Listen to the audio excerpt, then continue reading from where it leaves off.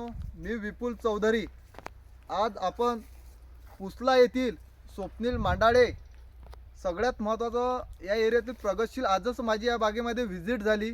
चांगले शेतकरी आहे आणि ह्या बागेत आता आपण व्हिजिट केली, परंतु सगळ्यात महत्त्वाचं का 1000 झाडांची ही बाग आहे। काही 15 वर्षांची आहे, काही 7 वर्षांची आहे, काही मला वाटते 8 वर्षांची बाग आहे। अशा पद्धतीचं 1000 झाडांची ही बाग आहे आणि खूप चांगल्या पद्धतीने ही बाग निघाली आहे।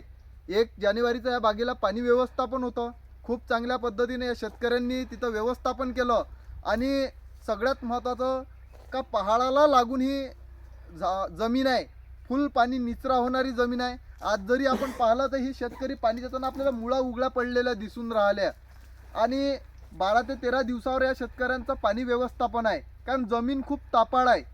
कारण की पाणी दिल्याबरोबर तुम्ही चालू सुद्धा शकता, या पद्धतीची ही जमीन आहे। परंतु या एरियामध्ये सुद्धा या शेतकऱ्यांनी चांगल्या पद्धतीनं बाग डेव्हलप केली। आज जर आपण पाहिलं तर बागेवर पालवी सुद्धा भरपूर आहे, पानही चवळं आहे आणि चांगल्या पद्धतीने सेटिंग सुद्धा झाली आहे। काही फळं चण्याच्या आकाराची आहे, काही फळं जर सांगायचं झालं तर आपल्या मुंगाच्या आकाराची आहे। ह्या पद्धतीनं व्यवस्थापन केलं, चांगलं नियोजन आहे आणि डेव्हलपमेंट सुद्धा चांगल्या पद्धतीनं केलं।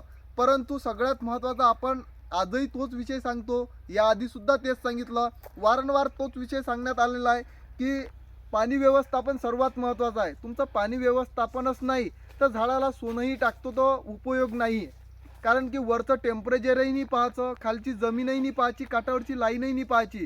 का त्या पद्धतीनं पाणी व्यवस्थापन सर्वात महत्त्वाचं आहे। एक संत्रामध्ये पाणी व्यवस्थापन, एक रोल, दुसरा व्यवस्थापन म्हटलं म्हणजे सिलिकॉनचा। का सिलिकॉन सगळ्यात महत्त्वाचा, आता या शेतकऱ्यांनी सुद्धा याच्यावर फवारणी केलेली आहे। का फवारणीतून तुम्ही सिलिकॉन जर वापरता तर तुम्हाला 15 दिवसाचं ड्युरेशन मिळते। जमिनीमधून तुम्ही जर सिलिकॉनचा उपयोग करता तर 45 दिवसांपर्यंत तुम्हाला त्याचं ड्युरेशन मिळणार आहे आणि सगळ्यात महत्त्वाचं त्याचे रिझल्टसुद्धा तुम्हाला त्या पद्धतीनं येतील। ही डिफिशियन्सी नत्र आणि पोटॅशची नसून ही डिफिशियन्सी आहे सिलिकॉनची। मी आधी व्हिडिओमध्ये आधीसुद्धा सांगितलं, आजसुद्धा तोच विषय सांगतो का बाग आपल्या डोळ्यांसमोर आज आपण बघू शकतो का त्या पद्धतीनं तिथं तुम्ही व्यवस्थापन करू शकता, तिथं नियोजन करू शकता। परंतु या सगळ्या गोष्टींमागे त्या शेतकऱ्यांचे अतोनात परिश्रम, कष्ट, खर्च या सगळ्या गोष्टी त्यांच्या आहे। का महत्त्वाचं व्यवस्थापन कसं करायचं, आपला खर्च आणि उत्पन्न ह्या दोन्ही गोष्टीचा विचार करा। यावर्षी सार्वत्रिक बागा भरपूर निघाले आहे। का जो भाग टोटल मृगाचा होता, ज्या भागामध्ये टोटल मृग घेतला जात होता, त्याही भागामध्ये यावर्षी अतोनात आंबी आहे। समोर काय होईल हे नाही सांगू शकत, परंतु समोरचं काहीतरी लक्षात घेऊन तिथं व्यवस्थापन करा। खर्च आणि उत्पन्न ह्या दोन्ही गोष्टीवर भर देऊन तिथं तुम्ही नियोजन करू शकता। धन्यवाद।